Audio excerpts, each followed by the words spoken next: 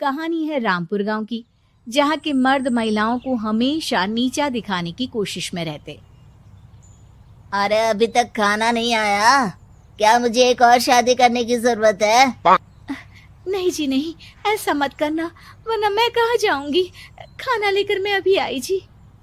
गांव की पंचायत में भी फैसले हमेशा औरतों के खिलाफ ही रहते। मैं जो फैसला सुनाता हूँ वो भगवान की आज्ञा होती है। इस लड़के ने अपने मन से शादी करके अच्छा नहीं किया। लड़के को घर भेज दो और इसकी शादी इसकी जाति की किसी लड़के से करवा दो, लेकिन ये लड़की, इसे तो गांव के बाहर निकाल दो। नहीं नहीं जमींदार साहब, ये क्या बोल रहे हैं? ऐसा नहीं हो सकता। मेरी बेटी मासूम है, इसे अच्छे बुरे की समझ नहीं है। अरे कहाँ जाएगी ये बेचारी? कहाँ जाएगी? इतनी चिंता है तो पूरे परिवार का गांव निकाला कर देते हैं।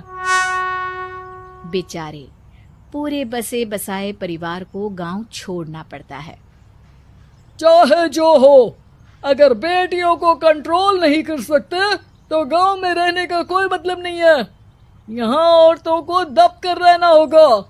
कोई भी अपने हिसाब से कुछ नहीं कर सकता, सब ईश्वर की मर्जी से ही होगा। तभी गांव का एक आदमी दौड़ा दौड़ा आता है। सरपंच साहब, जमींदार साहब, वो कालिया है ना, उसकी बेटी पढ़ने के लिए शहर जा रही है। अच्छा, ये कब हो गया? और कालिया की हिम्मत कैसे हो गई ऐसा करने की?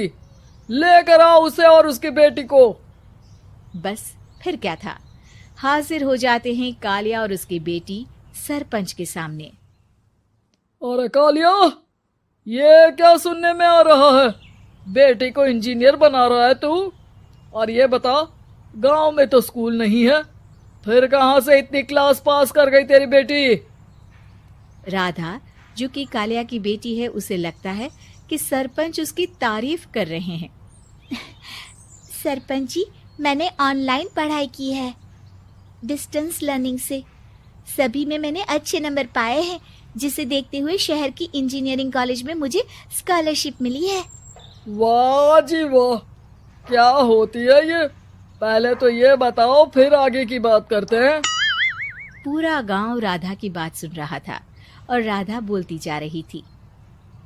तो ऐसे मैं फ्री में एक अच्छी शिक्षा लेकर गांव में जो कुछ परेशानियां हैं, जैसे बिजली, पानी और इंटरनेट जैसी समस्याओं के लिए काम करूंगी। मैं गांव को शहर से जोड़ने के लिए पुल का निर्माण करवाने का प्रस्ताव रखूंगी। मुझे पूरी उम्मीद है कि जल्द ही हमारा गांव भी तरक्की की राह पर चल पड़ेगा।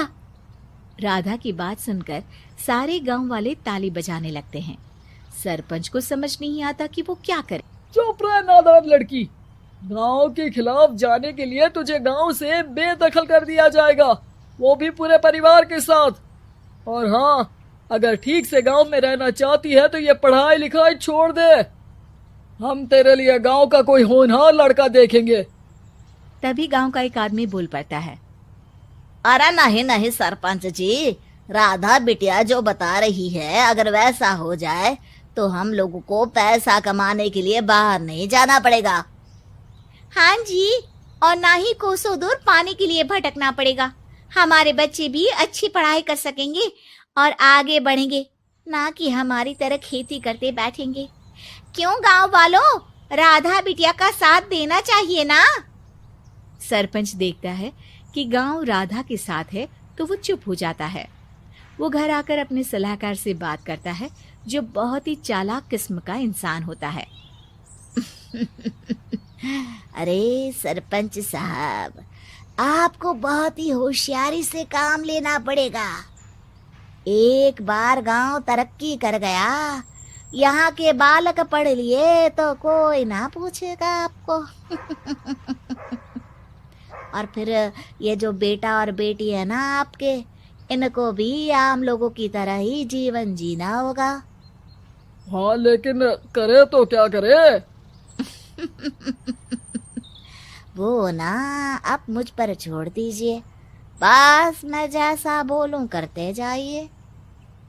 अगले रोज सुबह जब गांव वाले सोकर उठते हैं तो राधा के घर के बाहर और साथ ही वो लोग जिन्होंने राधा का सपोर्ट किया था, उनके घर के आगे लाल रंग से कल आऊंगी लिखा होता है। कल आऊंगी, यह क्या होता है? अरे यह तो खून से लिखा है, लगता है कोई भूत प्रेत या चुड़ैल का साया है। चलो सरपंच जी के पास चलते हैं। सभी सरपंच के पास जाकर उसे सारी बात बताते हैं। अरे ये तो बड़ी मुश्किल की बात है। चलो मैं एक बाबा को जानता हूँ, उन्हें बुला लेता हूँ। सरपंच बाबा को लेकर गांव के घर के बाहर जाता है। ओहो, तो ये वो चुड़ैल है जो उन लोगों को निशाना बनाते हैं जो गांव को बदलने का सपना देखते हैं। वो गांव को ऐसे ही संपन्न देखना चाहती है, वो नहीं चाहती कि कोई बाहरी यहाँ का कायाकल्प करे। क्या तुम लोगों में से किसी ने गांव को बदलने की सोच रखी है?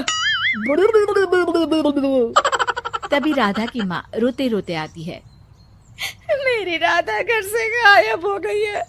अरे कोई तो बचाओ, मेरी बच्ची कहाँ गई?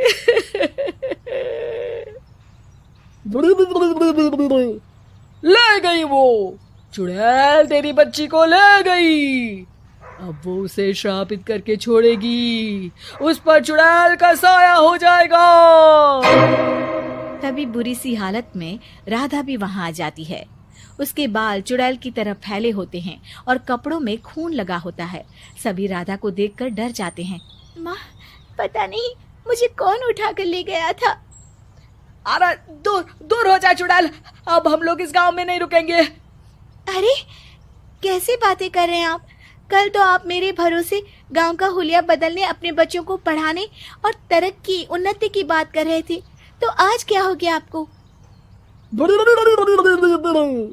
ये फिर तुम लोगों को बहकाएगी।